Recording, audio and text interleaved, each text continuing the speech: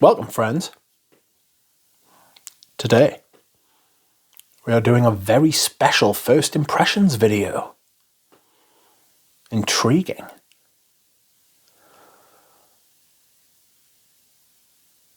So, as you can tell from the title, I have two very rare, very discontinued and very hard to find fragrances to sample with you today. And these are just samples. They're not official samples, they're just decants.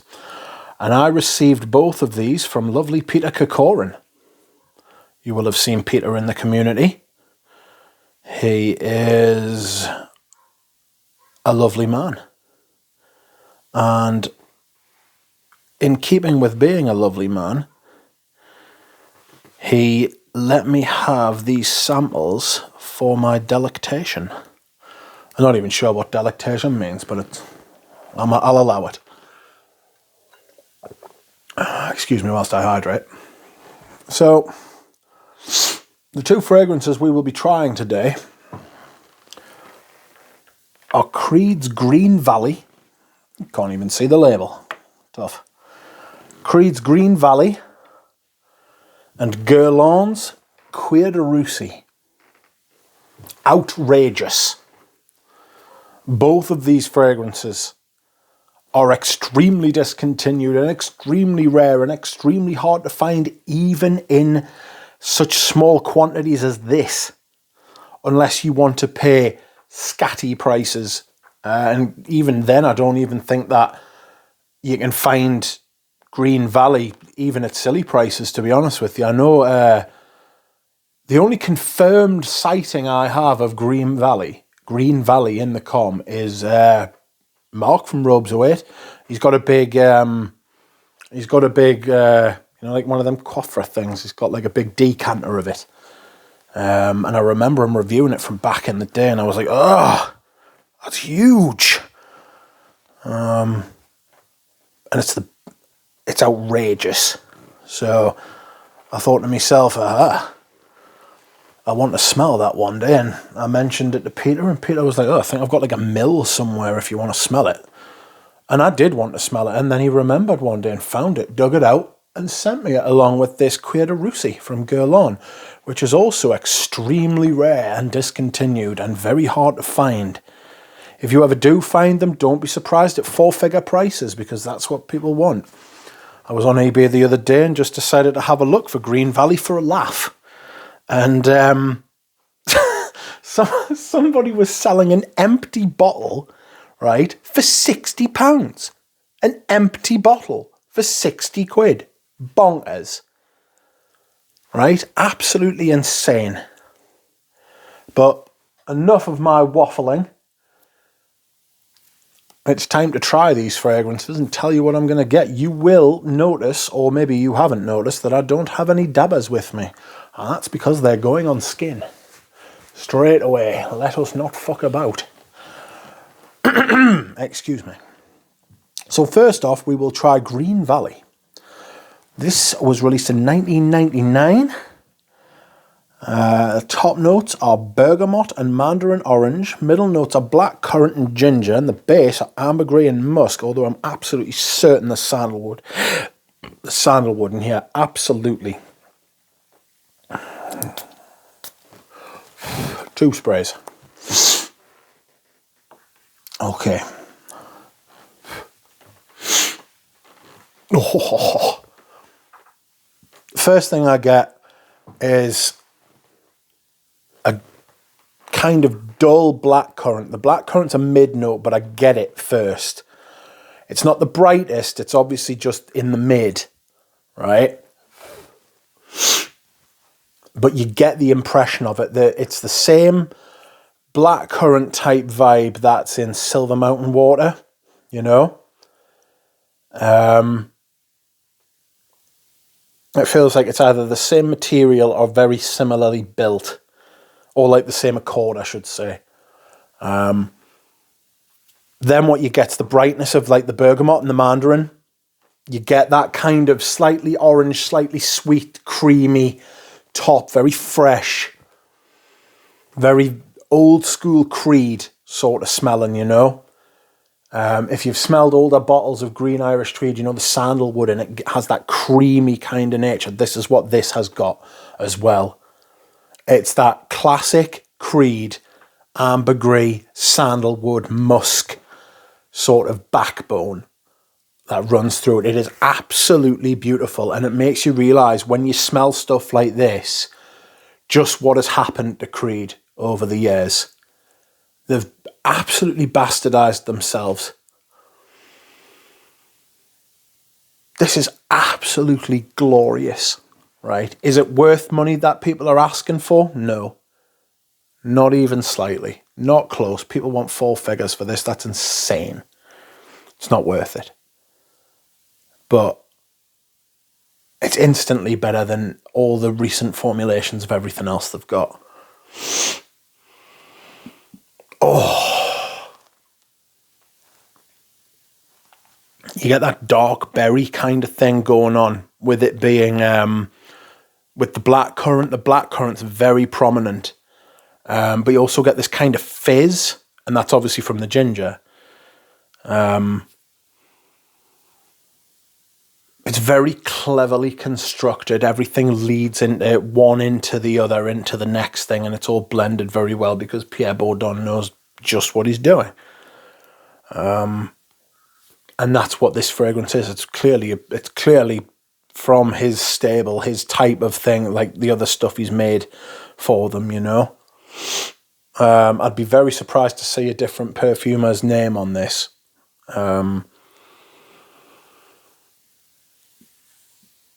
It's very different.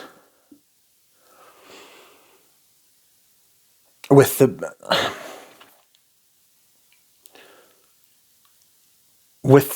ginger and the blackcurrant, when I say it's very different from anything you're going to find at the minute. You know? There is still room for this kind of perfume. It's just nobody's willing to make it. Nobody wants to make it. I don't know what happened. I don't know what happened to make people think that it wasn't a good idea to make these fragrances anymore, or fragrances like this anymore. But something has changed. I've said that I don't know what happened to do with money, you know. This is absolutely stunning, the ambergris, and it's absolutely beautiful. I'm getting that saltiness now, you know, that natural kind of... It's almost earthy, you know. It grounds the fragrance. It gives it so that it doesn't, like, get away from you, so it doesn't become too heady. Because it is quite heady, blackcurrant and ginger, you know. You can imagine that being quite rich and quite sort of, not overwhelming, but like in a sensory kind of way, overwhelming. Does that make sense? It's like almost like too much, like overload.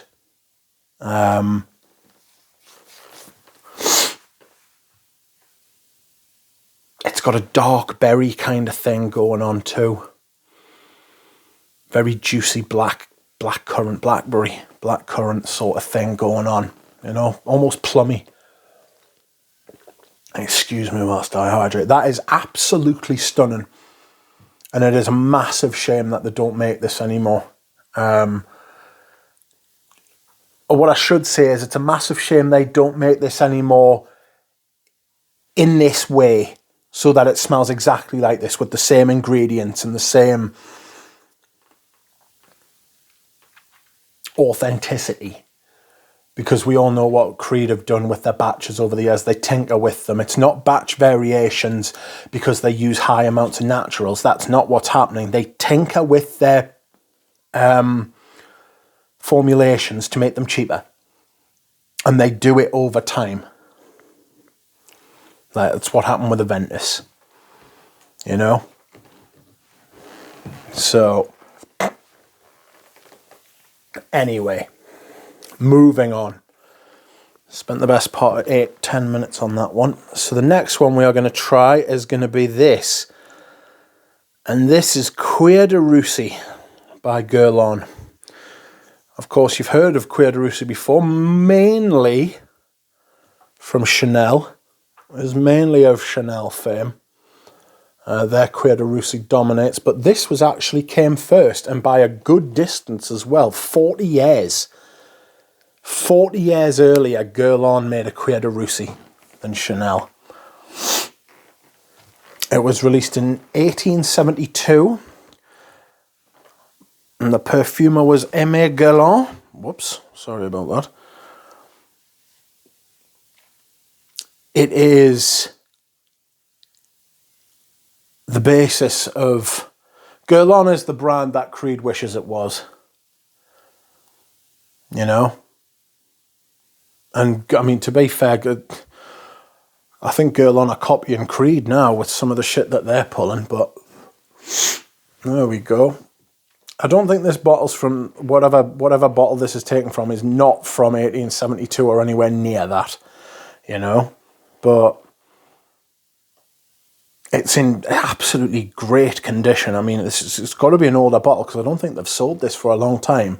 And if they had, it wouldn't smell like this, you know. This smells aged. You know, it smells old. It's got a touch of old world about it. So the notes are lavender, thyme, and rosemary. Middle notes are iris, birch, benzoin, labdanum, and styrax. And the base notes are civet, oak moss, amber, musk, vetiver, and resins. What resins, you may ask? It's absolutely stupid when they do that, resins. Okay. So you got a tiny bit of lavender. Rosemary, yes. Thyme, little bit. But really, I mean, you get a huge amount of iris. You get a huge amount of birch. A massive amount of birch. And it smells like old, ye olde birch. You know? It smells old, this fragrance. It smells like... just like your grandma, you know? It smells... You know how like old people have that old people smell? And they smell old. A bit musky. It's got that kind of thing going on. Massive civet. Massive benzoin. Labdanum, yes. Oak moss, yes, but not quite as much as the others. Amber, not really. Musk, yes. Vetiver, not really. Resins. I get this kind of slightly resinous feel. It's more of... I suppose you would give it like, you know, like amber. Amber is more of like it's kind of like a fantasy note in that you can't get a smell from amber. It's sort of like it evokes a feeling. It evokes a smell. It's that kind of thing, you know. It's like got that kind of smoothness, just a touch of like natural sweetness to it, which could also be coming from the iris, I suppose. The star of the show in this is definitely benzoin.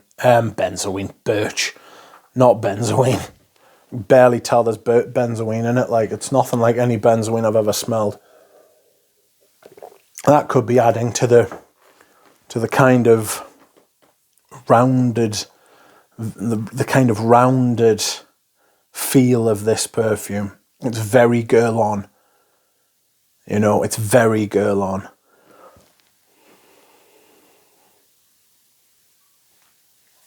The civet in here isn't pissy. It's more animalic.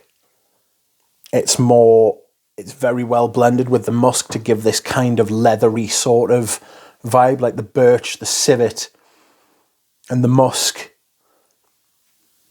give this kind of engine to the perfume, like the parts all working in unison, you know, like everything in its right place, everything moving in time with everything else. It's very beautiful. The birch is dying off a little bit now, and I'm getting more of the lavender, and I'm getting more of the iris. It's very, very grand, you know. It's very grand, it's very quiet power. This is a serious perfume. Absolutely stunning.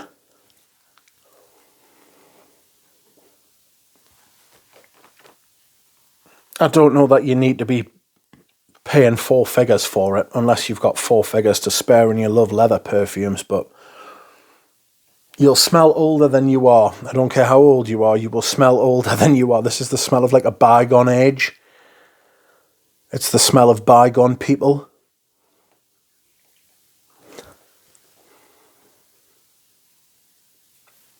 It smells like faded black and white photographs. Grand women in grand gowns.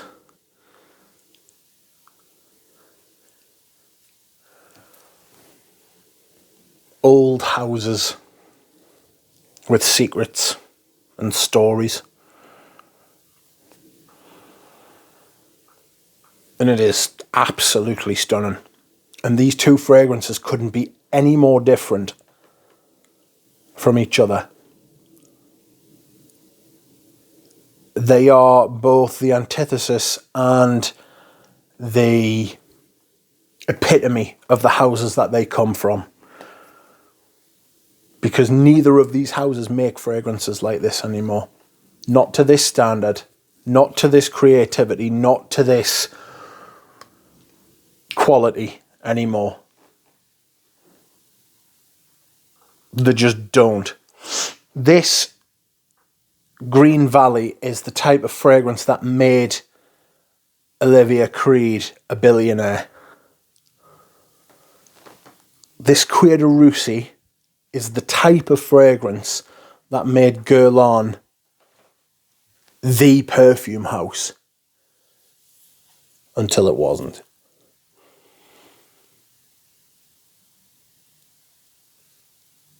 Guerlain's downfall, was it self-imposed? Was it self-inflicted? I don't know. Maybe the market's just moved away from them, you know. Would they still be making fine French classical perfume if they'd stayed in a smaller way instead of trying to grow? You know, the chase for growth seems to have been what's done for Guerlain. And it seems to be what's done for Creed, but it feels a lot more cynical from Creed. This Green Valley is stunning.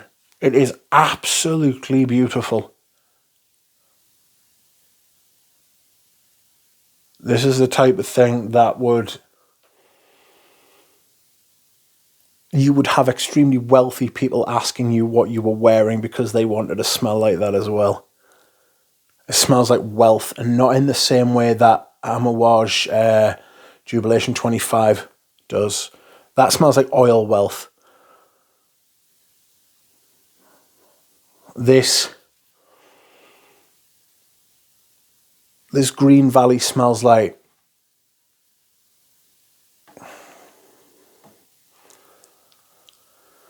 what does it smell like? It smells more like Western wealth. You know? Suits, ties, younger wealth. The Cuir de Russie smells like old wealth. Very old wealth, aristocracy kind of wealth. You know? There's no sort of Chanel backstory to this Cuir de Russie. This is just a perfume made by one of the great perfumers of all time. And it smells like he made it for no other reason than to just fucking show everybody that he was one of the greatest perfumers of all time. It's absolutely both of them are absolutely brilliant for completely different reasons. That's one of the reasons I wanted to make this video with these two featured in it, because there's kind of this schizophrenic,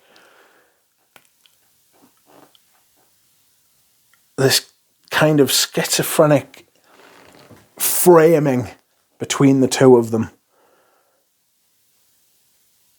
They have,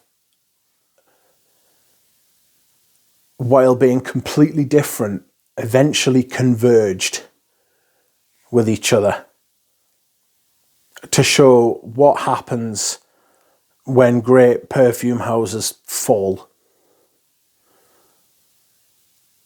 Not everything is about money. And it is a shame what has happened to these two houses. And it's made all the worse when you realise what perfume came before. If you've ever smelled these two fragrances, you will know what I mean. If you've also smelled what they're offering now.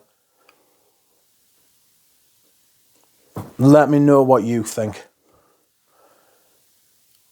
Thank you very much for watching, everybody. I hope you have enjoyed this. And I will see you all again soon. Bye.